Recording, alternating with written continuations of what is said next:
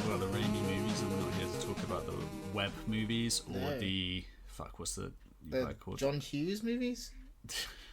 What's the name of the guy? No, it's John Watts. The Watts. We're not talking about the Raimi. The Watts of Utts. We're not talking about the Web or the Watts. We're talking about. It sounds like a soap opera. Yeah, we're talking about. Well, we probably are talking about Watts movies if he sticks around. But after we did our two-parter of the Sinister Six or the Insidious Six. Insidious 6. Episodes. Network approved Insidious 6. Yeah, we've done those episodes now as Spider-Man the Animated Series, and now we just thought we'd do a little bonus episode where we pitch a Sinister Six. This is that 90s Spider-Man show, by the way. Yeah. It's just so you know, you've clicked onto my podcast. But yeah, that's what we're going to talk about today. As you know, I'm Henry, this is Jack. Hello. And yeah, we're going to be just running through our little ideas of what we could do for a Sinister Six movie. Assuming they kind of call it Sinister Six and the network's going to step in again and be like, Insidious one more time, and then I could see that being a joke in there where they're workshopping names and they say Insidious first, and then someone goes, "No, that's dumb. That's dumb." I'd be down for that. But no, after watching the 2 episodes of the Insidious 6, we were like, yeah, let's actually pitch a movie, because we're getting to the point with the Spider-Man movies where, like, we've been clamouring for a Sinister Six for so long, Sony are back on board, like, there's this whole kind of buzz around the Spider-Man character. And there's also been recent comments, although probably not so recent by the time this podcast actually airs, but Amy Pascal, good old Pascal, who, to be honest, constantly saying about things that she's going to do in the future. She's very candid about it, but it's kind of unclear whether any of it's actually going to happen. Obviously, getting vetoed halfway through, you don't know. Yeah, and then there's that infamous interview with her and Kevin Feige where she says that Venom is in the MCU, and then he just has this look on his face where he just doesn't know what to say because he doesn't agree. He's like, oh, I punched this bitch in the face. Yeah, but she recently said that this someone asked her about the Sinister Six movie, which for those who don't know, back when the Amazing Spider-Man series was still ongoing, there was a planned Sinister Six movie, and not a Spider-Man movie with the Sinister Six in it, but a Sinister Six movie which would have been written and directed by Drew Goddard, known for Cabin in the Woods, and... Didn't he show run Daredevil for a bit? He was on Daredevil, and then he left Daredevil. Drew Goddard's one of those people. He also did Bad Times at the El Royale, which came out last year. That's the one I was thinking of, yeah, like the Tarantino light thing. Yeah, sort of. But he's one of these guys who seems to be... He has fans, and he's worked on a lot of projects, but he's like as unlucky as like Guillermo del Toro with actually getting stuff made. Yeah. Because he's constantly starting off on projects and then they get cancelled. You know, cancel culture, man. Yeah, the cancel culture only exists for Drew Goddard. Yeah, he's just trying to get through his workday. Yeah, he keeps getting his projects cancelled. He wants to go to work when his turn gets cancelled, and it's just Anyway, Amy Pascal said that whenever Drew wants to do this project, we're ready for him to do that. Yeah. And Sony, like, not sure exactly how it works out on the business side, but Sony have the rights to all these Spider-Man characters, so like, there's no reason why they can't do a Sinister Six movie and push for that and not have it happen in a Spider-Man movie. I mean, there's all sorts of shit that they could do with it, but we thought we would talk about how we think it should go down, and specifically how it should go down in the MCU, presuming that Spider-Man sticks around in it for a while. Which, at least 2 more movies. Or one more Spider-Man movie and at least another, like, crossover movie. Is that what that's the deal? agreement at the moment, yeah. Okay, right, yeah. I think Henry should go first. Okay, like, I was going to say you should go first, but you kind of beat me to the punch there. But yeah, I'm happy to, like, dive right in if you want. Yeah, because I've over-planned this. Okay, I have definitely under-planned. Okay, going back to a poll that we did on our Twitter. Yeah. Which I thought was kind of recently, but it turns out it was in July. So oh, shit. This was a long time ago. God damn. We had a poll on our Twitter page, which, for those who don't know, is that 90s SM show. There was 2 polls we ran. One was, what classic villain do people want to show up in the next movie? Mm-hmm. And 78% voted for Kraven the Hunter to turn up. Oh, yeah. And 11% for Scorpion. and 11% for the Spider Slayers. Okay. Right, so those were in terms of like the classic Rogues Gallery villains that people wanted to turn up next. That's curious. You know. Oh, and never before seen classic villains from the Rogues Gallery, so no like Doc Ock or anything like that. Okay, so completely new villains. Yeah, which is actually a surprisingly small list, because you think, even people like Rhino have technically shown up. Okay. The next poll we did said, if we're getting a Sinister Six, then when do you guys want them to turn up? Do you want them in the Spider-Man 3, 4, 5, or should they get a solo movie? Like just a movie all to themselves that's not part of this actual series. And 75% of people said it should happen in the 5th movie. And we're not going to get 5 movies. And 25% said the 4th. And no one said the other ones. Yeah. So people were thinking 4 or 5. No one wants it for the next one. And people don't really want them to have their solo movie either. No. But let's go into like how we think it should play out, who should be in a Sinister Six, and what that kind of movie it should be. Let's just say that Sony and Marvel Studios have a fruitful relationship forever. Yeah. But, and we can bring it anybody we want. Yeah, so this is a much easier job of planning than they actually have to do, where they have to like dodge contracts along the way. Interesting. Okay, so I'm going first. Yeah, I kind of want to just throw you under the bus. I'm ready. Oh my god, the bus is coming. Okay, so that was terrible. Anyway, so first things first, I kind of wanted to work with as much of what we have in the MCU as possible. Mm-hmm. So at the moment we have 4 of Spider-Man's Rogues Gallery. That is Vulture, Shocker, we have Mysterio, and we have, what's the other one? Scorpion. A Matt Gargan. Gargan. Or at least a version of Scorpion. A version of Scorpion. Yeah. So those are the 4 I'm going to work with. And then I'd like to add in 2 more. Yeah, you know what? I think I know what one of them is going to be, at least. Actually, no, I think I know what both of them are going to be. What do you think it's going to be? Well, it's going to be Kraven. No, actually. Oh, shit. And Doc Ock? Doc Ock. Okay, yeah. Okay, so Doc Ock's going to be in it. I wanted to have Rhino. Paul Giamatti himself. Paul Giamatti himself. Let's bring him back as Rhino. Let's give him an actual Rhino suit. I'm fucking down for it. Alright. But what I thought I might do is just like kind of run through the plot like as loosely as possible, like still like kind of fucking around with it. Okay, so where do you think this is? This is directly out of Far From Home. So you're thinking Spider-Man 3. Spider-Man 3. Which was Spider-Man 3. Yeah. Spider-Man 9, if you will. Yes. First thing I'll say. Yeah. And this might be a lot to ask because it is kind of a corner to work your way out of. Yeah. This is starting with Peter Parker's identity being revealed to the world. Okay. Everyone knows who he is, and that's presumably the starting point of the Far From Home sequel. I would say probably a couple months afterwards, actually. Okay, but at this point, the secret is out there, or it has been released. So, I thought about this for a while, and I was kind of like, you know what? I'm just going to retcon it.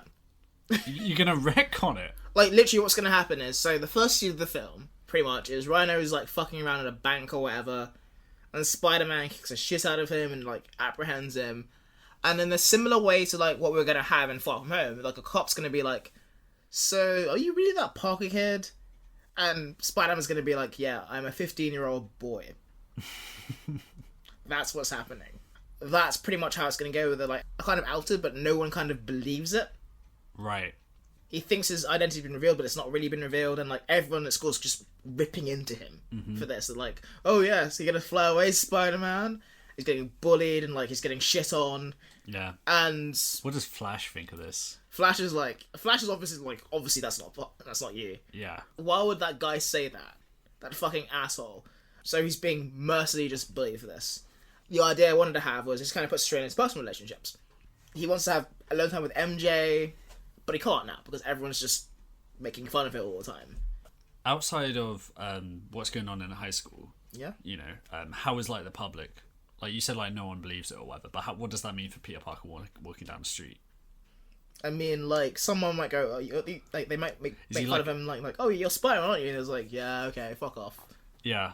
Okay. Well, yeah. To be honest, I feel like that actually might work specifically with John Watts as director because it's kind of Like there's a less of irreverence to it all. Yes, the way they started Homecoming and the way they started Far From Home was dealing with bullshit from other movies, but doing it in a really funny way. Like, how do we deal with Tony Stark dying and everyone, half the world dying and coming back to life? Let's do like this kind of quite funny introduction to it and just breeze past it in like 2 minutes. Yeah, that's what I kind of want to like go for. It's like a thing and it just gets breezed past. I didn't even think about that, but that's actually like, I'm gonna steal that idea from my bastard. That's actually a really good idea. Yeah, I'm into that. Yeah. So we have this Peter Parker who's like just kind of irritated all the time because on the one hand, like people are just fucking with him, villains are also fucking with him, and like get this like first fight scene where like it's similar to like how we're gonna get in Far From Home. There's like a proper shit talking with a scene where he's like, "Hey, you're the Rhino, aren't you?" And it's like he beats him up, he gets arrested. We have that first introduction to Peter Parker's life, and we cut straight to the Rhino who's in prison. And I wanted to have it like so it's like in the comics where he can't take his suit off. So there's all these kind of like prison like procedures where he's like in this Rhino costume, right? And he goes through like the prison showers and like puts on like they give him like a suit and they're like I can't wear this. This isn't gonna work. Is half of your Sinister Six movie just a slapstick routine with the Rhino? I wish. No. It's just the first next 5 to 10 minutes of this imaginary script. Wait, can I just ask, with this Rhino, are you going for like the comic accurate? He's a Russian guy, or in the Spider-Man the animated series where he's like from like New Jersey or whatever, and he's kind of got this Tony Soprano accent? Ooh, I don't know what I prefer Paul Giamatti to do.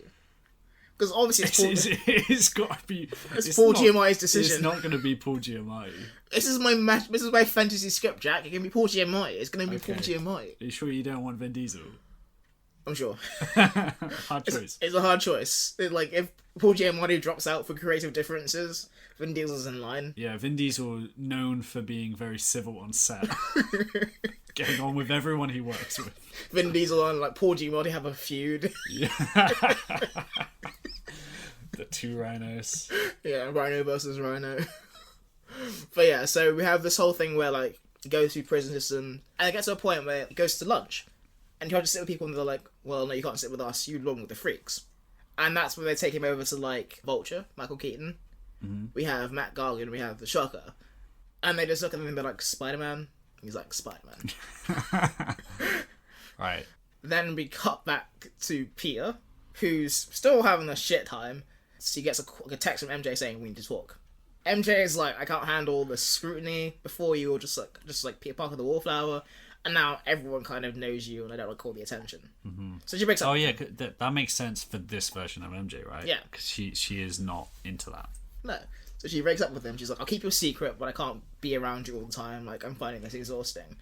Sorry, Peter's feeling isolated, I guess. Peter's feeling isolated.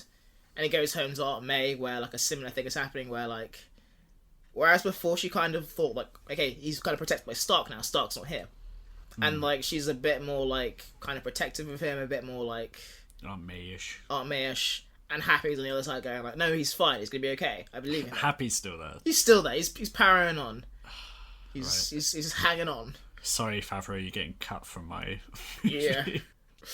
Okay, so one day suddenly, the four of the prison people get called into a room. Mm-hmm. And there's the Sinister Four. Sinister Four at this point. Mm-hmm. So it's the warden who's going well, this lawyer here wants to help you out. And he kind of goes to this guy, he's like, so you're Mr. Octavius, aren't you? And then he just kills this warden. So right. So he's like, he was annoying me, and now he's dead. Dr. Octopus at this point is kind of look, I need your help with this. A couple of years ago, this arsehole named Tony Stark completely fucked me over. Oh, fuck you. Why are you doing this again? Because it's a really good point to come back to. This idea that, everything that happens in Peter Parker's life is a result of this one dick. Isn't one of these people going to be Hawkeye fucked up my life? Nope. Hawkeye fucked my wife. He made me watch. He had a camera arrow. It was really weird. A camera arrow? Every object he owns has to be an arrow. Yeah. Brushes his teeth with an arrow. His mouth is constantly bleeding. He has to like shoot on like a condom with an arrow. It takes him hours. God. But no, yeah, so Dr. Octopus is like, okay, I've got you guys, and you guys all hate Spider-Man, and Spider-Man, I don't hate Spider-Man, but he's kind of like the only thing I left of stock, and therefore he has to pay. Right, yeah, I'll take revenge beyond the grave by killing Tony Stark's son. Yeah. And, like, he can't stop me from doing this, I'm gonna be, like, better than him, whatever. There could be even a thing of, like, him... They could even reverse that whole thing, that weird thing where, like, Peter Parker has gone from being, like, this kind of working class dude to, like, being, like... Almost like a Tony Stark 2.0. Yeah, exactly, and he's been kind of... Just through the fact that he was, like, you know, a celebrity, he was taken in by Tony Stark and given all this privilege that maybe Doc Ock is resentful for because he had to work for his shit. Precisely. Vulture would like that shit as well. Yeah. And... Actually, no, for the sake of it, I'm going to say that the villains, for the most part, don't believe that Peter Parker is Spider-Man. But the Vulture does, because he knows. Yeah. But he's keeping it to himself. He's keeping it to himself. Mm-hmm. So, yeah, like, long story short, they break out of prison, and they go to this hideout, right? Is this like a warehouse, or is this an underwater base? This is a warehouse. They're all like, okay, so what's the fuck's the plan here? Like, there's only 5 of us, he's kicked the shit out of us before. And then, out of nowhere, you hear a voice that says, wait, there's not 5 of us, there's 6. And Mysterio pops up and he's like, I'm alive! And everyone's like, who are you? So yeah, it turns out Mysterio is somehow alive. How does he explain it, or does he just not? I think he doesn't explain it. He's like, yeah. I doesn't explain it, that's fine. It doesn't matter, Mysterio. It doesn't matter, Mysterio. Or we get out, he starts explaining, they're like, we don't care. Just don't tell us. Yeah. We don't know who you are. Like, I'm gonna get revenge on this Peter Parker kid. And they're like, that kid's not Spider-Man.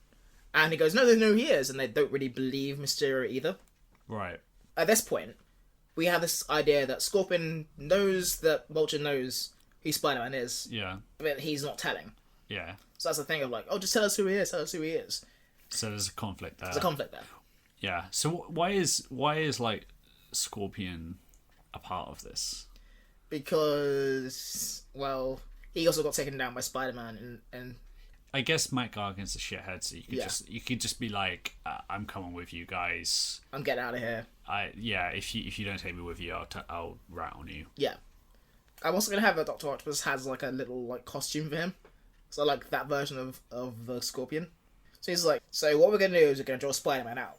So what do you mean he has a costume for him? Like Dr. Octopus is like, I made you this costume, and I noticed your little Scorpion tattoo. And he's like, so you made me a costume based on my tattoo? And he's like, yes, I did that. He's like, fine, I'll put it on. I love how, in real life, these superhero movies bend over backwards to make these stuff seem believable, and then in your version, I heard you like scorpions, so I made a scorpion suit. Do you want to wear it? And Scorpion's kind of like, no, not really. And he's like, wear it. He's like, okay, fine. Especially, like, he's like, you gave me 1 long tail. You have 4 mechanical arms. Couldn't I have 4? Like, I ran out of arms, man. Why does his arm have to be on my butt? I ran out of arms. I had 5. I had 5 and I wanted a 4. I can have 3 arms and you have 2. It doesn't make sense. The idea being of this is part Peter Parker's movie and part Adrian Tooze's movie. Because the whole way through he's dealing with this conflict of, I have to protect this kid because his kid is a really good kid. He saved my life. He saved my daughter's life. But at the same time, like, he's with all these people who are like... Want to murder him. And he knows he can save So him. why is Vulture, like, playing double agent then, the whole time? He's conflicted. I don't think he's doing it intentionally, but he's conflicted. But what is he, like, getting involved with? If they're the fuck Spider-Man squad, then why is Vulture involved?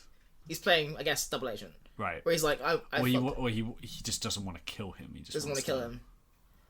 And, like, in turn, he knows, like, who Spider-Man is. He's kind of like, shit, I want to protect this kid. But certainly he has to be like, fuck Spider-Man. But he won't give up who he is. And then Mysterio's going, it's Parker! It's Parker! And everyone's like, shut up, Mysterio! I guess that's one of those problems with a Sinister Six movie that you can only deal with by dealing with it directly like that. Because it is harder to come up with a complicated reason why Mysterio wouldn't tell everyone. Yeah. It's the first thing he'd goddamn do. Yeah. But, like, hopefully by no one believing him, like, it kind of skates past all that.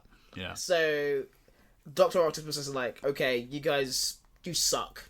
I've seen you all get your shit kicked in by Spider-Man, and I decided I don't want that to be me. So you guys are going to help me. And they're like, why should we help you? And he's like, well, I got you out. I can take you back in if I wanted to. And they begrudgingly go, well, yeah, I guess we could work with you to take down Spider-Man. And they go, well, should we have a name for ourselves? They have the thing where they're like, what about the Insidious Six? It's got to be like Mysterio.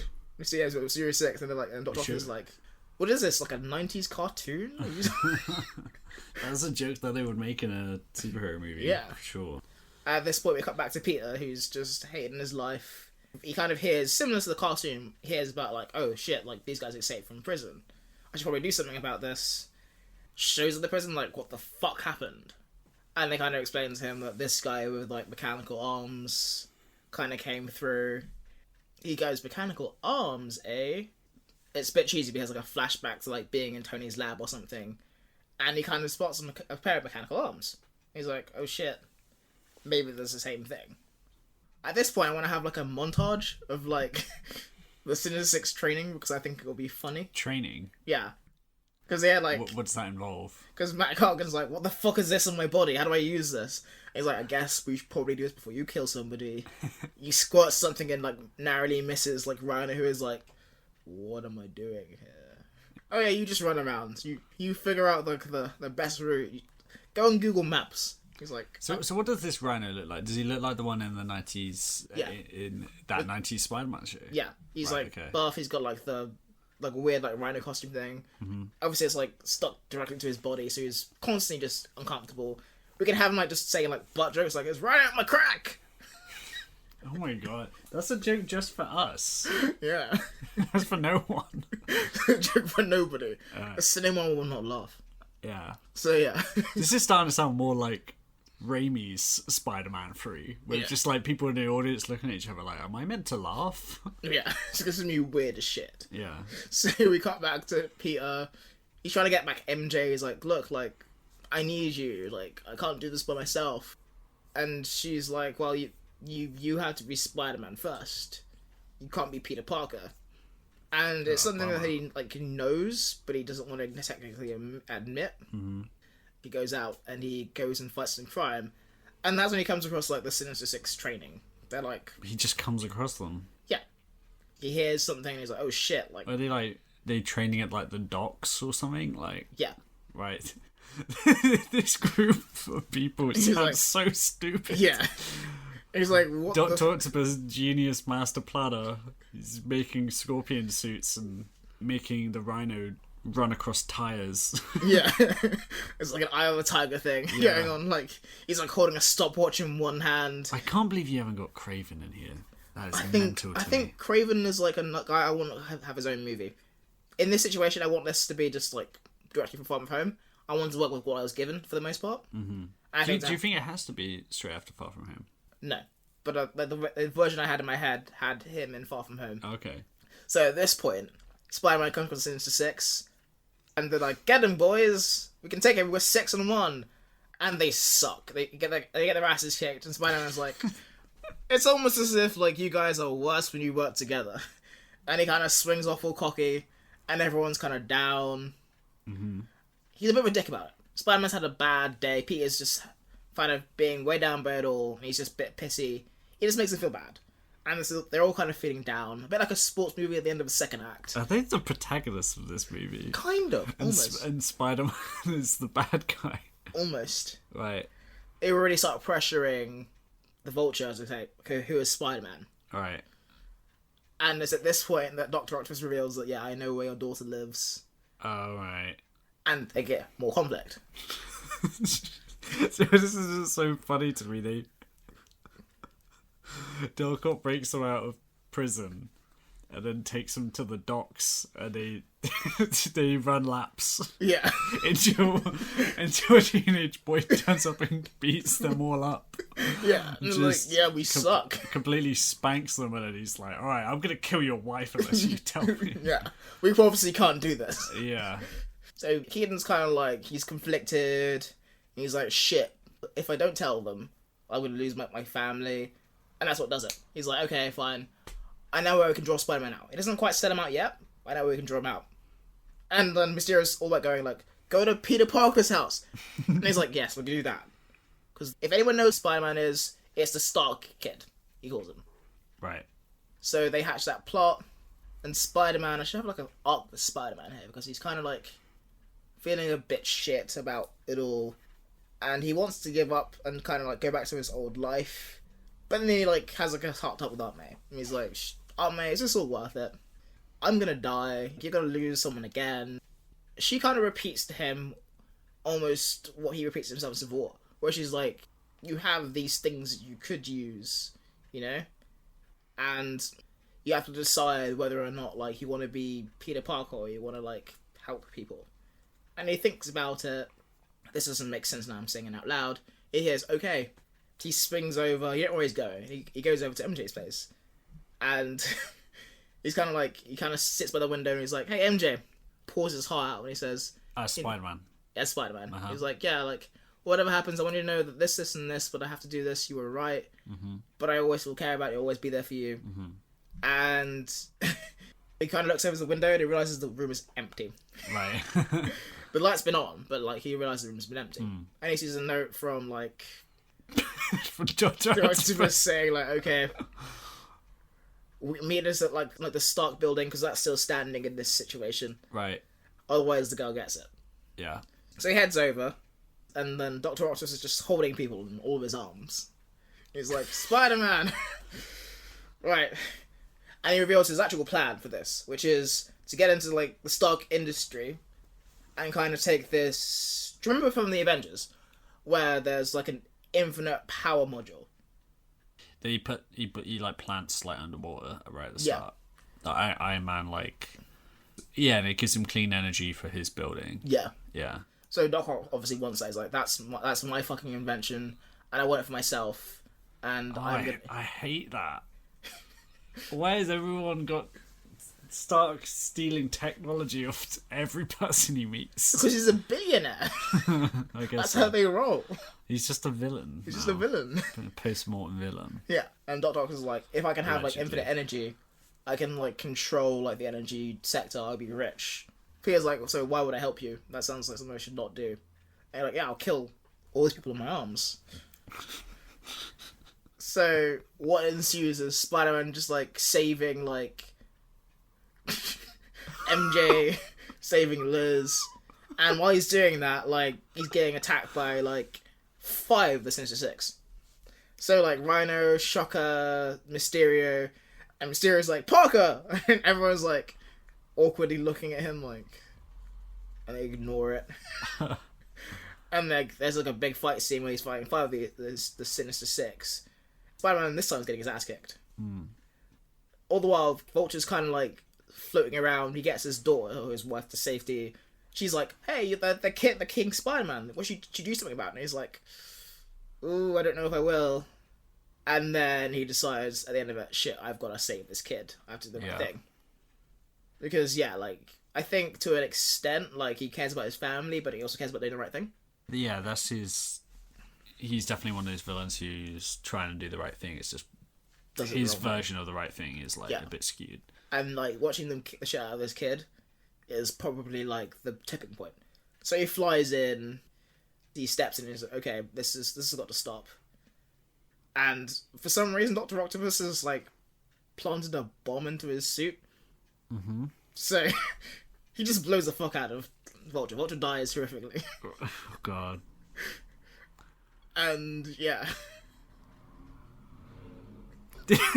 Credits. That's the movie. No. So effectively, what happens is.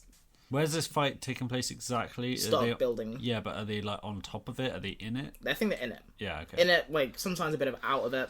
Yeah, they're fighting all around. Yeah. For dramatic sake, like I said, it blows up his chest. He's fatally wounded, but he's not like he in pieces. He still gets his final moments. Yeah. He kind of like flies Peter away to the top of this building or something, and he's like, "Take care of Liz and my family." Or like, "No, you did the right thing. Continue to do the right thing." Yeah. And Spider-Man's like, "Oh shit! Like this guy died for me, effectively." Oh no, third Uncle Ben. And you know what that means? he goes into like Super Saiyan Parker mode. Right. And he's like, I'm sick of this now. I'm sick of this now. People can't keep dying because of me. Like, I am Spider-Man, but also Peter Parker. And he's like, fuck it. I'm going to kick this shit out of them. And, like, he comes back. Violence is the answer. Violence is always the answer. And he's all the way through like, hey, MJ, I'm really sorry. My bad. This was not meant to happen. Long story short, he wins. Yeah. He beats the shit out of Dr. Octopus. He's kind of like, all I wanted was his energy. What happened to the other four again? They're just, like, in this building with them. And he kicks the shit out of them. And the whole way through, like, Happy's kind of called people over, so it's closing in. Get that Happy's there. Happy's there is like, sorry, I'm so late, Peter. I was having sex with your mother figure. He doesn't call him Peter, but he's like, yeah, like, sorry, Spider-Man, I was busy. And he's like, busy where? Well, I had to seed somebody. He's like doing up his belt. Yeah. He's like, why are you still doing up your belt? Bro, it's like, you know, they'll you've been in a cross plane the for bridge. Like, yeah. I had to pee while I was in the ship. And there's a moment where, like, Spider-Man kind of goes to MJ, like, look, I'm sorry, but I can't separate Peter Parker from Spider-Man. And like it or not, you're in this too. And she's kind of like, well, that's sexist as hell. But, like, I was something to that line where she's like, that's bullshit. Yeah. But she's like, well, you did kind of save me, so I guess I do kind of miss you. And they have like a little sweet moment. It sounds reluctant. It sounds reluctant, but it's like, she's like, oh, okay. I guess, yeah. I guess. In a very like affectionate way, like, I guess, yeah, like, you will put my life in danger, but I do care about you.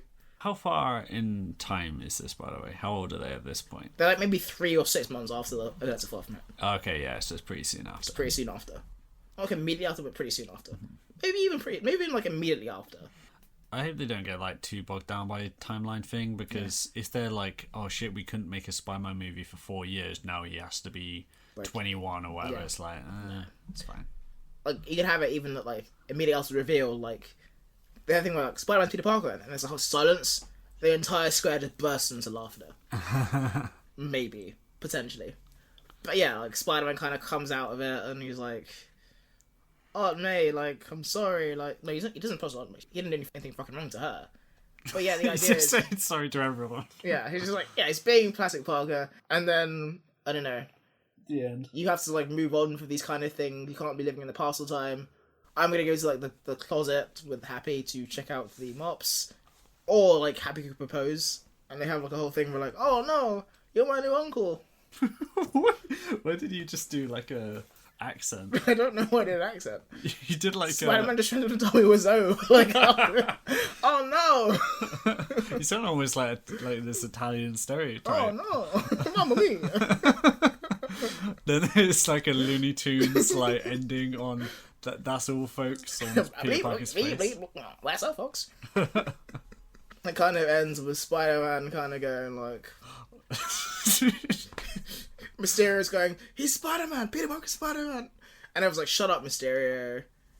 And it kind of ends in a very, like, Spider-Man-y way of like, I'm gonna do the thing now. My life is gonna be shit for a while, but I'm doing this for Michael Keaton. Indirectly. It's funny say Michael Keaton. I'm doing this for a random actor who technically doesn't exist in this universe. No. I'm gonna end it like similar way to the Raimi movies in that there's a funeral. For Vulture. Right. And like Peter's there as Peter and he's there with Liz. And Liz was like, yeah, he would have really liked you. Yeah. And Peter's like, yeah, I figured. And it's a bit of a downer ending, but like the idea that like Peter knows now that other people's lives are in his hands, I guess is the central point. I don't want to be like that Vulture man. Yeah. I want to like make sure I'm doing the responsible thing. Yeah. He goes back to school, everyone's kind of bullying him about being Spider-Man, and he's like, you know what, I don't care. Yeah. He kind of just like lets it all go. Everyone like really commented is like, oh shit, he's not responding to anymore, let's leave him alone. And he goes back to normal, and he's like, shit, I could have done it the whole time. And yeah, more or less that's the end of the movie. So it's a movie about bullying. A movie about bullying, yeah, and how it can spur you on to better things. You know what? I think there's too good, too bad. I've got for that. Yeah. Right. Number one, good. I agree that Vulture should have a turn, a change of heart, and get an emotional conclusion. Yeah. With Liz Allen coming back. Another good is the idea that people just wouldn't believe that Peter Parker's Spider-Man is a really efficient and funny way to deal with that problem. Yeah. Bad. I hate Tony Stark as a motivation. It's a really like just good well to go back to. That well, has been dry. You're just pulling up buckets of mud. You're making children drink mud. How about this then? Maybe like isn't like Tony Stark fucked me over, but he's like, I'm jealous of Tony Stark and I want his tech. Yeah. Would that make it better? I think so. Well, sorry, I forgot my second bad thing that I was going to say. I'm going to assume it's a good. No. To be fair, like, this is like maybe where like the idea of having notes comes in, where I was like, kind of like... Oh, yeah. It's worth pointing out that the reason why we did this episode in the first place is because the reason why we were doing this episode anyway is that I came up with... I was going to message Henry and be like, oh, what do you think a Sinister Six movie should be, or what do you think these future movies could be? I didn't message you or something, and I was like, oh, this is kind of a fun exercise, and I wrote down what I wanted one to be, and then I just went on, and then my notes became really long. Yeah. And then I was like, okay, this has to be an episode now, because I've got too many notes. Yeah. And then we did the whole podcast break, and then we got a few episodes in, and it just escalated. It just escalated, and then I came in like, okay, I've got all these notes, let's do this. And then Henry was like, I don't have notes, and I don't want to make notes. I'm just gonna wing it. Yeah, and I think that's led to some great moments, such as Dr. Octopus gifting Scorpion a scorpion suit because he thought his tattoo was really cute. Yeah. I just love the idea of Dr. Octopus paying that amount of attention. He sees everything. It just implies like this closeness and this intimacy between these two men. What we could have in the movie is like Matt Gardner's constantly just creeped out by it. He's like, why do you know so much about me? And he's like, just don't worry about it. You know what? I think there's a lot of interesting stuff in that movie that you just created, and I think everyone would hate it. I would love it. I think it's a very Spider-Man free thing. Yeah. But let's be fair, that movie got like a lot of unfair like hate.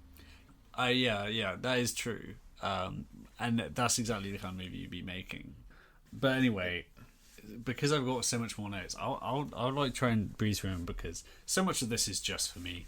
Okay. But I kind of went with our poll, which I didn't do this just because the fans told me to. The fans. But because I just agree with them, which is one, that the next classic villain to show up should be Kraven. Okay.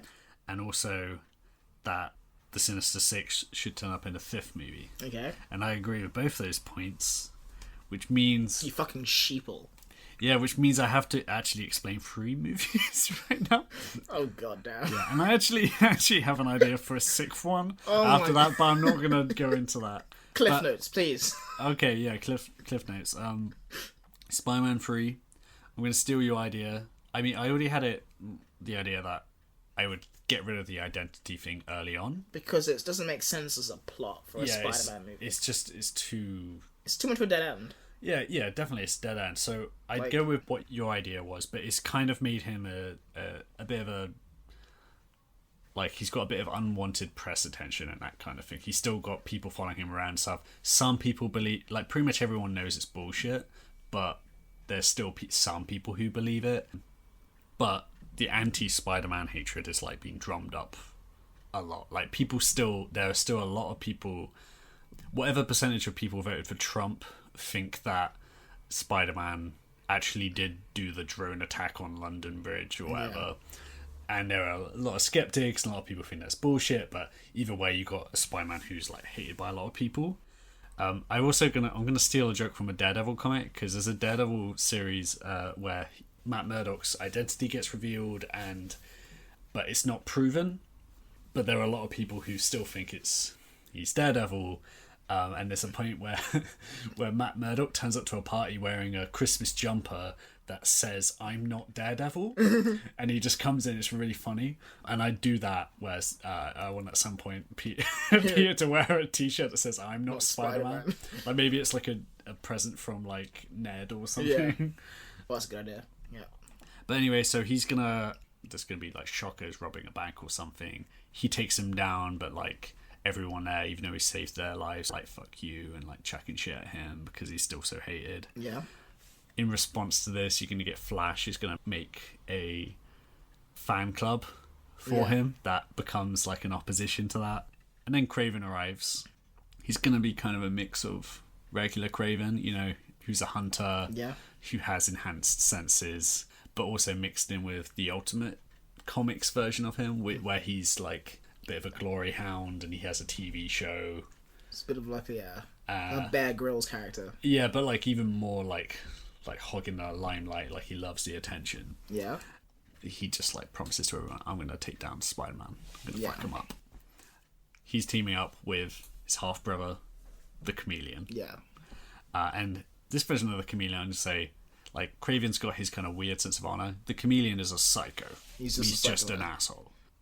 Spider-Man's obviously unhappy because everyone hates him. Yeah, it's ruining his life. He's going to run into the Prowler. Oh, shit. And people, for those who don't remember, Prowler's in Spider-Verse. into Spider-Verse, and also Prowler is Aaron Davies, or Aaron Davis, I can't remember. Who's Donald Glover? Donald Glover in Homecoming. So you're going to have Prowler, he catches Prowler in the act, he's robbing someone, he's like breaking into steel jewels or whatever the fuck. The other brief fight, Prowler gets away. Peter's like, fuck's sake, literally nothing's going right. He has a heart-to-heart with Aunt May where he's like, you need to get out of this city, you need to go on holiday or something because like it's dangerous, some people think I'm Spider-Man, like nothing's going right, it's this dangerous thing. She's like, no, I'm never leaving you, you're my son, basically. So, and it's like this, gotta have some Aunt May in there, she doesn't get enough shit. Then the rest of the movie is basically Kraven v Spider-Man, with Chameleon secretly fucking with him behind the scenes to help track him down and stuff. Gradually, like, Kraven starts to show his true colours and be a bit more brutal and harsher to the public and his fans and stuff, and people start siding with Spider-Man more. Flash is like getting like the support going with his fan club. And it's at this point that the Chameleon just like is like, okay, we're losing the battle here a bit, and on his own, without telling Kraven, he just frames Spider-Man. And just like, you know, has him attack someone or like rob a bank or whatever. Then I'll have Spider-Man gets in a fight with Prowler again. Now he's really pissed off because he's like, I don't know what the fuck's happening, but my life is going to shit. He fights Prowler, overpowers him, beats the shit out of him, finally holds back when he unmasks him and realizes it's Donald Glover, and he's like, fuck, I know you, man. Donald Glover's like, dude, I'm just doing this for my family. I'm just stealing from the rich. We got nothing, you know? And so just because I like, you know, because I'm going against the law doesn't mean that's wrong. And the Spider-Man's like, I kind of relate to this guy now because, you know, the law is after me and everyone hates me right now. Fuck the police. He's like, dude, I'll let you go, but you need to use your abilities for something good. Like, you got all this tech, it's really sick. Why don't you find a legal way to use this stuff? Because this is only going to get more people hurt. And he leaves, and it's during this, like, Spider-Man is out with Aaron when Chameleon frames him, so Aaron knows that it wasn't Spider-Man. So Aaron then uses his tech to track down Kraven and finds proof that Chameleon fucked him over. Yeah. Meanwhile, Kraven and Spider-Man have like a final showdown in Central Park. Yeah. With like both their fans kind of watching, and they're fighting, and he's doing all that normal Kraven shit of like dulling his senses by like drugging him. Yeah. And are there any animals in this at all? I wasn't going to, but I mean, you know, that's my shit. Yeah, Henry's rewrite has like cheetahs and bears and wild boars like jumping in left and right. Yeah, so I don't like fight like a whole like Noah's Ark worth of animals as is what's going on. I don't know what it would look like in live action to see Tom Holland punch a giraffe in the face. It would be very, very funny to see. Obviously CG animals, obviously. Anyway, during this, like, in the same way that Peter Parker's identity got revealed, like, on screens everywhere, Aaron Davies hacks in and reveals that Kraven is working with the Chameleon, and like Chameleon framed Spider-Man. Yeah. And people start turning on Kraven. Spider-Man overpowers him, and he's beating him, and Kraven's like, kill me, it's the honorable thing. And then Spider-Man's like, I don't want to kill you, and what are you talking about, honor? You framed me. And then Kraven's like, what are you talking about? Then, okay, this is my idea, and it doesn't quite make sense, but I'm going to put it in there. Then you're going to get like a cop comes over to Spider-Man's like, oh, he's not worth it, and like takes him away. And then the cop like just pulls out a knife and stabs Spider-Man. Okay. And Spider-Man dodges and punches the cop in the dick. In the crotch cam. In the crotch cam. And it reveals it was Chameleon. Yeah. And now that Chameleon is there, and he started like, like in the show, the Chameleon episode where he starts like warping in and out of different identities, he's turning into Spider-Man and the cop, then Chameleon. And he's getting fucked up.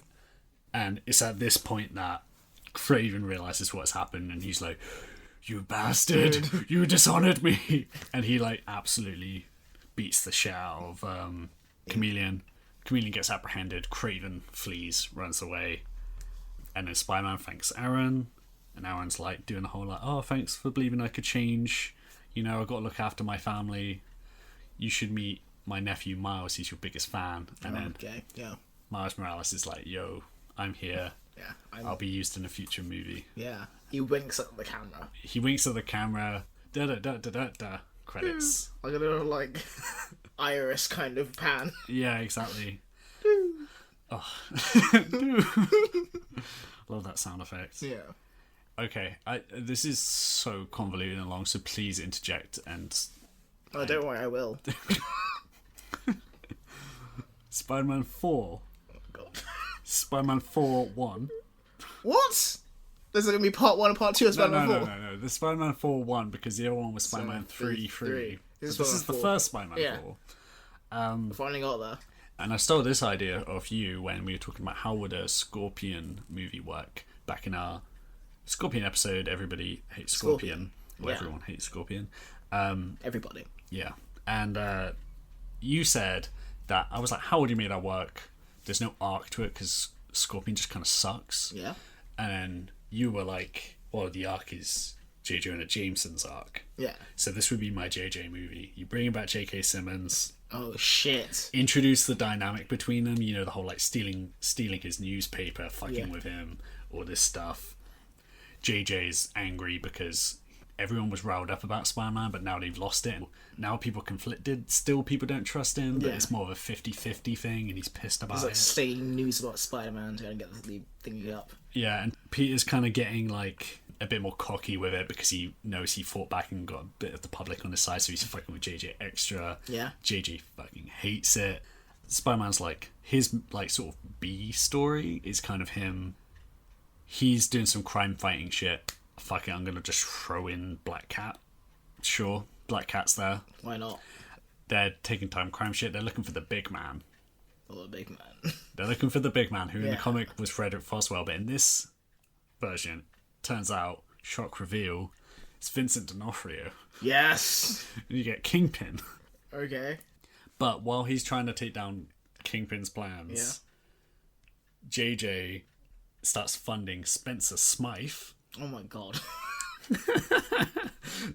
To create adversaries for Spider-Man, so he just makes drones and little spider creatures and stuff to take him down.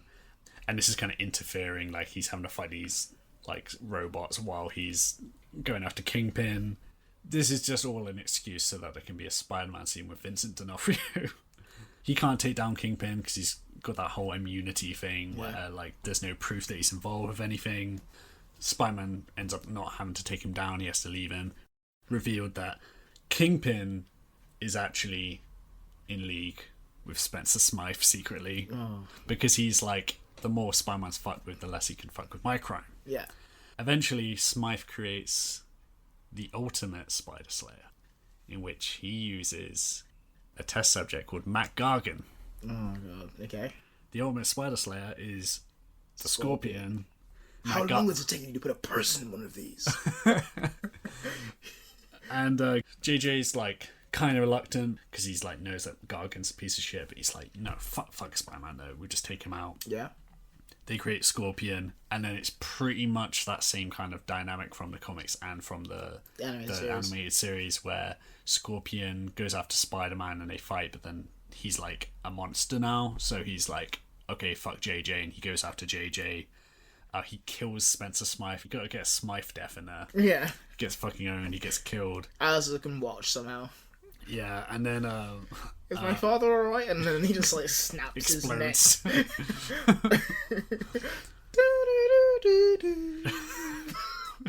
Did you just do the Jurassic Park theme tune? No, it's like the thing that happens when he dies. Oh right, yeah. I prefer the Jurassic Park theme. This really optimistic, beautiful theme as he dies horribly. He just chokes to death on his own blood.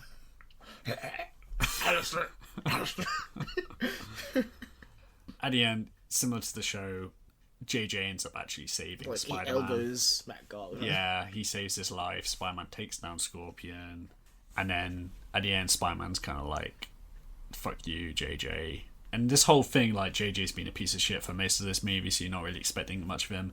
But then JJ surprises by writing an editorial admitting that he was the guy who created this creature that caused all this destruction. He publishes the editorial and he steps down from from the Bugle. Well, he does his little InfoWars video. Yeah. This is my final video. Yeah. And he steps down, and that's 4. So this is an actual Sinister Six movie now. Yeah. Here's Spider-Man 5, part 1 of 3. Oh my god. No, I'm kidding. It's just one movie. No, go on. Right, okay. Your little preamble to this, the little prologue, is Kraven. Kraven is like gone back to the jungle, like licking his wounds, and then who appears but Mysterio in the jungle. Yeah, and how I would like to see Mysterio and Kraven have a fight when Kraven's just reacting to him, and Kraven actually gets the upper hand a bit because he has his senses and he's just like, I'm not like using my eyes to see where your illusions are and everything. I can smell that you're over there. So they kind of have a bit of a stalemate, and then Mysterio's like, look, Spider-Man ruined my life, ruined your life. Let's fuck him up. Yeah. That's your like your Breaking Bad cold open. Yeah. Mysterio and Kraven then lead a breakout. Yeah. Of the raft, which you might remember from Civil War. It's a prison. Oh yeah.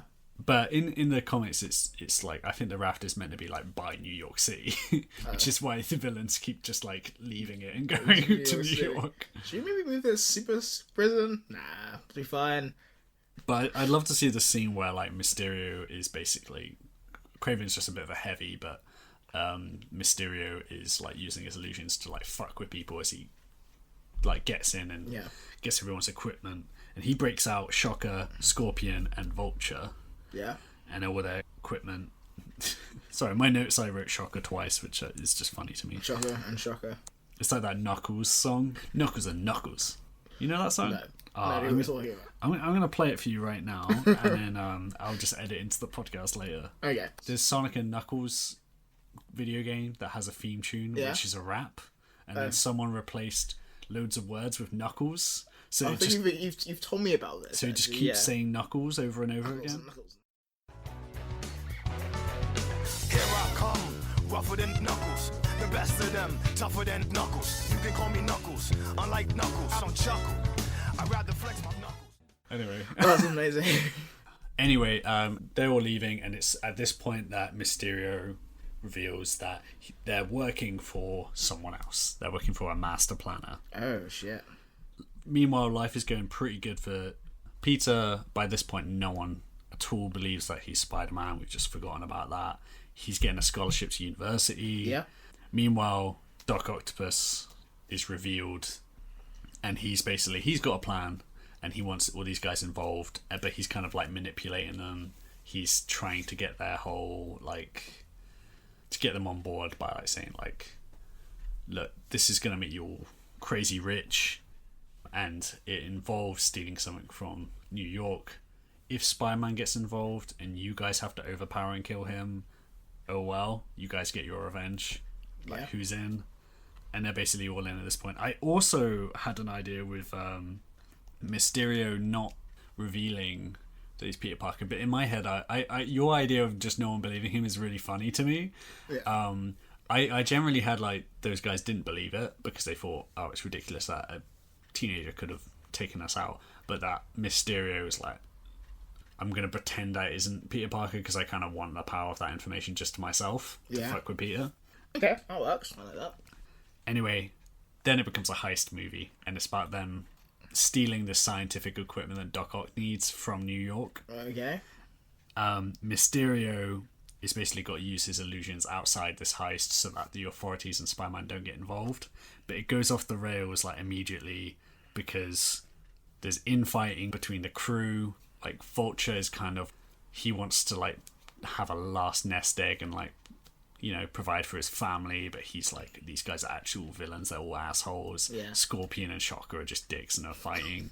All this shit. Mysterio then fucks up the whole plan because when he sees Spider-Man arrive, he's like, I know I'm meant to be dead.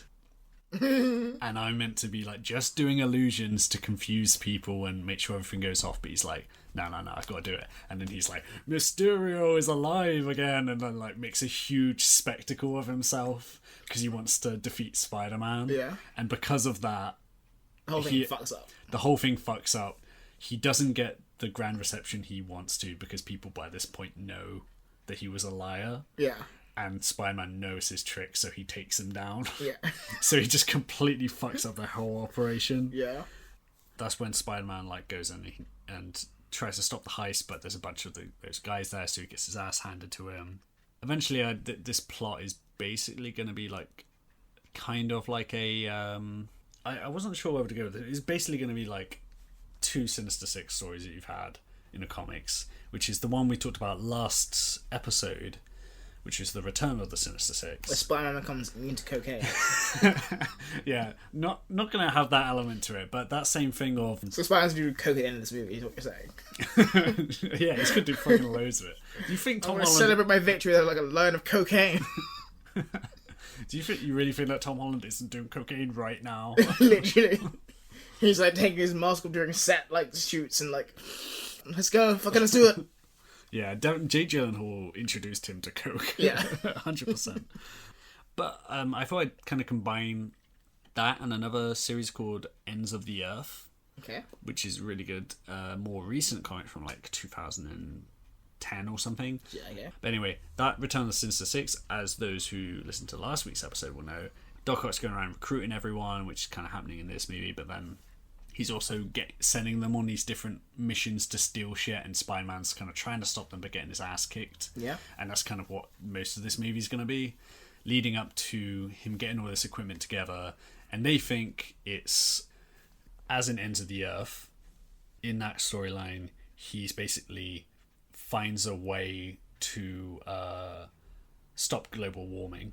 But it turns out he's lying, and he's actually threatening the world into... like, I'm gonna make global warming ×5 happen. Yeah. Unless you give me all the money. But much like in Ends of the Earth, the Sinister Six think that it's just a threat, but it turns out Dr. Octopus is dying, and he's actually like, fuck the world, that didn't give me what I wanted. That, like, meant that I, despite my genius, you know, I was never successful, I never got a Nobel Prize, never got to be someone like Tony Stark. Yeah. There it is. Like Stark shit. Yeah. Can't escape it. Basically, he's like, you know what I'm going to do is I'm just going to dial it up and just fucking kill everyone. Because fuck everyone. Fuck all you motherfuckers. Yeah. And it's at this point that I also had this same idea where Vulture realizes that this has gone too far. Kind of like how Sandman does in some of these Sinister Six stories, but Agent Tooze is going to be like, this shit's gone too far. Yeah. And he ends up taking on Dr. Octopus, helping Spider-Man shut the thing down, and getting mortally wounded in the process. Well, I heard that before. And dying. So we kind of have a similar ending where, because I think that's a very clear thing that if they are setting things up, that is what they're setting up to, because the return of an Adrian Toomes at some point. Yeah, they've set him up to return. They're building all these villains. Michael Keaton's too good of an actor to use once and just have him in the background and not use him. And he's also a character who it doesn't make sense to bring him in, I think, just for revenge or just as one of a team.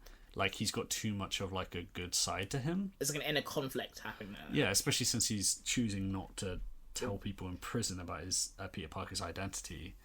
But I think that will turn the tide of the fight, so at the end you'll kind of... There will be, like, some Spider-Man Vulture fights in there, which I think will be an excuse to actually do a Vulture fight, which is, you know, in the air, around skyscrapers in New York City, which I'm surprised they didn't do in Homecoming. Massive missed opportunity. But then also seeing them team up and get to, you know, figure it all out. Figure it all out. But that's how my Sinister Six movie would go. Potentially called Spider-Man: Ends of the Earth. If you wanted that to just go with that comic title, which they tend to like to do. Awesome, I like that. Also, I'd at some point after this, I'd probably do a Superior Spider-Man thing. Because if you're introducing the idea of Dr. Octopus dying, he could do the same thing he does in the comics, which for those of you don't know, just as he's dying, he does like a secret mind switch with Peter Parker so that he can be the Superior Spider-Man. The Suspiria Spider-Man. In that it takes him way too long and no one really enjoys what he's doing. And then he's going to do it twice. Yeah. And the second time is wildly less successful.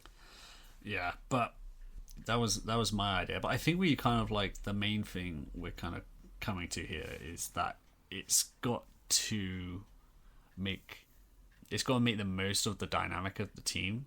Yeah. Being kind of like this ridiculous clash of personalities.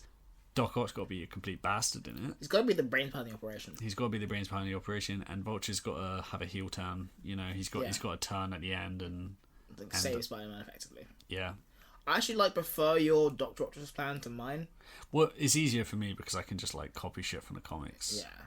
Also, your Dr. Octopus plan, I can't quite remember. It was more the idea of like Dr. Octopus being jealous of Tony Stark, and then like Peter Parker being like this new Tony Stark that he just fucking hates because. So he wants to kill Spider-Man because of like. Just like a kind of transferred resentment. Well, the only flaw with my. Yeah. The only flaw. The only major like thing about mine that I considered changing and then just thought fuck it, might also save yours, which is introducing Doc Ock earlier. Yeah. Because if he were to have like a plot line where he was like, that's why he hates Spider-Man, that might work better outside of the team dynamic, if you know what I mean. If you spend time developing that and then you bring on other people later. It's hard to say because at the same time I don't know if they want to do a movie that's with just him as a villain. I mean, that would make... I can see that happening. That would make sense. But yeah, I think the main difference between ours is that like mine's more of a Spider-Man film and yours is more of a Sinister Six film. They both have Spider-Man in them, but like I don't think Peter kind of factors too much into the Sinister Six plot. Yeah, I think it kind of... Actually, they're kind of similar in the way as in like the focus of it. Like the three major characters of my Sinister Six movie would be Peter, Vulture, and Doc Ock. But you're doing it in 3 movies and I'm doing it in 1. Yeah, that's the thing though, right? Is I feel like you need those in between movies because someone like like you didn't do it in yours because you didn't have him in the team, but someone like Craven, I feel like just introducing Craven out of nowhere and giving him like Suicide Squad level of like his like 30-second scene introducing Craven, now he's on the team, would be a bit much when you've also got to do the Spider-Man stuff. Yeah, I think you could still make it a Peter Parker movie if the only new thing you're introducing to this is Dr. Octopus. Yeah. I will say though that this would be one of those overlong superhero movies because there's a lot to do in it. There's a lot to do. But I have kind of started liking the idea of a Sinister Six movie more because I remember when they first announced they were going to do a Sinister Six movie without Spider-Man, or at least not with Spider-Man as the main character. I did kind of think that's dumb as hell, and now I'm kind of coming around to it more just because I think the dynamic of that team is really fun. Yeah, like I haven't watched the episode of the cartoon. I was like, this actually works really well without Spider-Man at all. Yeah. I do think Spider-Man should be involved. But I feel like he should be like a bit like Suicide Squad, where Batman just shows up at times. Right. I think it'd be a similar kind of thing where like he's like a menace in the background, or like a central focus point for them to go like, fuck that dude. Yeah. But he's not like, it's not a Spider-Man film at all. I think the way you make it kind of work is by like, you get some fun Mysterio stuff. Yeah, and you get like Doc Ock, has a lot of like character shit, and then you get a conclusion to Vulture's stuff, which I feel like you wouldn't need loads of, if you know what I mean, because a lot of it is set up. Yeah. And the other guys are kind of like almost like ciphers, they're just like, they're power sets to fuck with him, and they are like a funny group of people to be around, but you don't need to have complete like backstories. And you don't need an arc for Kraven in that movie. You just know he's pissed at Spider-Man and he wants to kill him. Yeah. Also, Joe Manganiello. I know who you mean. What am I saying? I didn't know how to pronounce it. But Joe Manchin, Flash Thompson from the first Spider-Man movie, aka Deathstroke from the Suicide Squad movie, and Justice League movie. Sorry. AKA the guy from that amazing convenience store scene in Magic Mike XXL. Anyway, that dude's got to be Kraven. I can see that. I love it. I wanted to go like Adam Driver and completely like left field with it. I don't know. He hasn't said anything about this, but I get the feeling that Adam Driver is going to be so done with blockbusters after Star Wars. He's like, yeah, fuck all your motherfuckers. Yeah, he's like, please kill me in episode 9. Yeah, I want to die horrifically. Yeah. No chance of me coming back, which I can see happening. Yeah. I think I think we both agree that Doc Ock would be a good choice to have. Mark Hamill. Yeah. In an ideal world, I want Mark Hamill to be Doc Ock. I think he's a better villain than he is a hero. Obviously, his iconic role is Luke Skywalker, but he has that kind of like that. Like his Joker is obviously like excellent as well, and I think because it's not like a cinematic like live action version, people don't give it the credit it deserves. But I think he kind of captures that element of Joker in a really good way. And I don't know if he's in the new Child's Play or the old one, but he's Chucky in one of those movies. He's in the new one, I think. Yeah. Okay. So yeah, I think he just works much better as like a sinister cackling villain. Because he has that like ham about him where he's gonna ham it up and he'll do it. And he'll try an accent and he'll probably not do it very well, and it's gonna be really fun to watch. Yeah, I think either way, you gotta have those villains in there which are like, for instance, you had what, like Shocker and Rhino, who are kind of like just, they're heavy hitters. Cannon fodder. Yeah, it doesn't really matter. They're there to just fill out the team and to just like be obstacles to dodge. And like, a little bit of that was Scorpion, where he's kind of reluctantly become this hideous being. The main reason I'd want to see a Sinister Six movie, I mean, for one thing, like, yes, seeing all of them in live action stood next to each other. If I saw that in a trailer, I would like have a complete meltdown. It would be cool as hell. Yeah. But and obviously a fight could be really interesting. But my main thing I want from that is to see them bounce off each other, and it would be to hear like someone as ludicrous as Kraven, someone as ludicrous as Mysterio, like facing off, and then you got Dr. Octopus in there, which is like obviously a really compelling villain who's tired of all their shit. Yeah. And then Vulture, who's like the reluctant like villain part of it, who's kind of their conscience, who's trying to play it from the inside of it and try and control it. Yeah. Like that's a really good dynamic, and then you just, on top of those guys, you just need like, oh fuck it, like Shocker and Scorpion, whoever's like just there to be a heavy hitter. And I think Shocker is fine for that. As much as I do like Electro, within the Sinister Six, Electro's role is, zappy, long range dickhead. Yeah. And Shocker can be that. Yeah, you don't need to shock people. And as much as I love Sandman, I think, skipping over Sandman and Electro for the sake of not redoing villains is fine. Yeah. Especially when you got people like Scorpion, who might otherwise not get in any movie if they're not introduced in that way. He's not really like a big like blockbuster villain that way. I suppose the other option for all this would be my potential Spider-Man 4 movie, which would be the Kingpin, Spider Slayer, Scorpion, Black Cat movie. You could just delete that and then just have Rhino in a scorpion. Okay. Because you don't really need to explain Rhino. He's just there. He runs at stuff. Yeah. He's a dumb costume. I do. Also, Paul Giamatti. No, you gotta have Dominic Toretto. But can he be both Groot and Rhino? Yeah, sure. Mahershala Ali is Cottonmouth and Blade. But like Cottonmouth is canonically dead.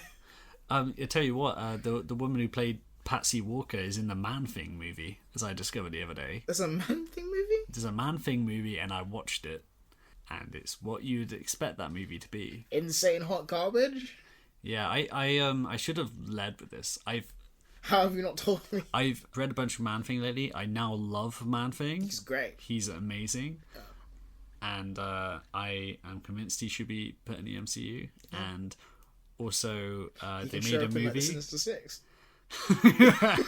That's just like extra. That's just so much work on the screenwriter. Like, just like Kevin Feige slams in your desk. Put Man Thing in it. Just do it. What? How? I don't care how. Just do it. Just find a reason why they have to go to the swamp. They have to go to the Florida swamplands. Why would they do that? Just do it. Dr. Otis is like, guys, we have to go to the swamp now. That's where like the hidden tech is. Well, there is like there's a Marvel team up series which for a long time predominantly featured the Thing, as in like Ben Grimm. Yeah. And it had an excuse for him to team up or fight with another hero every week. And one of them, he fights Man Thing. And the reason he fights Man Thing is because he's in a bad mood and he reads a headline about Man Thing and he's like, this dude's stealing my name. I somehow knew that was what it was going to be. So something that level of stupid. So he goes to Florida on a coach. And he's on a coach and then he's like, gets the driver like, let me off here, like the swamp's right there. And the driver's like, I'm in the middle of like a bridge, I can't just stop. And he's like, you better fucking pull over. And the guy's terrified. So he jumps out and he just jumps in the swamp and starts wailing on Man Thing. And then it ends up they have to fight a big sludge monster and team up together. But anyway, Man Thing comics are great, they're really good, and the movie sucks because it's a Man Thing movie. The Man Thing is basically like a Guillermo del Toro creature in that it's horrifying and it's like it's capable of violence, but it is tragic and inherently good-natured. Yeah. And that's his whole thing, is it's like it just doesn't like negative emotion. It's like empathic. It's like feeding on emotions around it. Like Forrest Whitaker in Species. Yeah, exactly. What a fucking reference for these two things no one knows about. Like, for instance, like if a little girl goes up to Man Thing and has no fear of him, and it's just like, I believe that you're good. Man Thing will just like have a special bond and be like, yeah, cool. Yo, I'll protect you, and like, well, he won't say that, he can't speak, he hasn't got a mouth. Just a weird trunk thing. But if someone's like, monster, fuck this guy, he's terrifying, he feels that fear and it like he hates it, so he will like fuck them up. Okay. And that's why it's interesting, because it's kind of sad because he gets into violent situations when he doesn't really mean to, and he's just reflecting other people's violence. And a lot of the stories, yeah, exactly, and a lot of the stories sort of end with people being like, oh, he was actually on our side and we still fucked up. We shot him like 40 times. And he's really interesting, and I think there could be some really interesting stories in that. Guillermo del Toro should. I would watch that shit. A Disney Plus Man Thing series directed and written by Guillermo del Toro would be sick. The movie, though, makes him Jason Voorhees. The first scene is Man Thing like there's like teenagers partying in the swamp for some reason. And there's like a woman like is like, oh no, that's like, let's go fuck in this boat. That's like there's like a swamp. Yeah, in a boat floating on this swamp in the dark, very far away from all our friends. And then she like takes her top off, and it's really this egregious scene of her being naked and in a swamp on a rickety boat. The guy's about starts having sex with her. The scene goes on a weird amount of time, and then Man Thing like kills him violently, so like her naked body is like covered in blood. They're covered in like swamp stuff. Well, he like explodes this guy's chest. Oh fuck! Yeah, he just violently kills everyone, and then Wait, later on. How would a man thing respond to arousal? That's a good question. I don't know. Maybe If you want to fuck the man thing, would he want to fuck you back? No, he doesn't like reflect. He doesn't like reflect all your. He's not like an emotional mirror. Well, like if you. Also, I don't know if like horny is an emotion. What if you fell in love with man thing? There's like little girls like. I think he would just do nothing. You just stand there. But like. He's like mindless. He's not like a. He doesn't. He barely thinks. You know. He's just kind of like wandering around. He's just kind of curious. And then. Curious. Eh? And then if someone's like, "Yo, I like you, man," thing, he's like, "Okay, whatever." And then if someone's like, I hate you. I'm gonna set fire to you. He's like, "Nah," and he just like murders the shit out of them. Okay, so he responds more to negative emotion than he does to positive emotion. Oh yeah, exactly. What do you want to hate fuck man thing?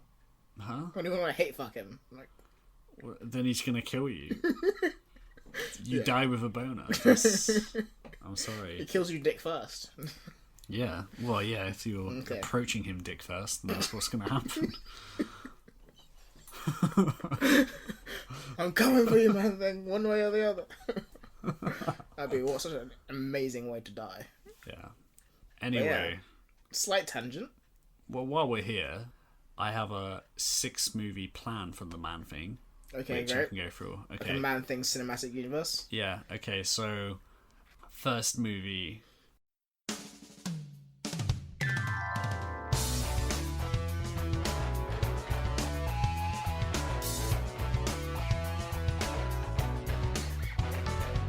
Here I come, rougher than knuckles. The best of them, tougher than knuckles. You can call me Knuckles, unlike Knuckles. I don't chuckle. I'd rather flex my knuckles. I'm hard as knuckles. It ain't hard to chuckle. I break them down whether they knuckles. Knuckles, unlike knuckles. I'm independent since my first chuckle. First knuckles, feel the knuckles, then no knuckle chuckle. Born on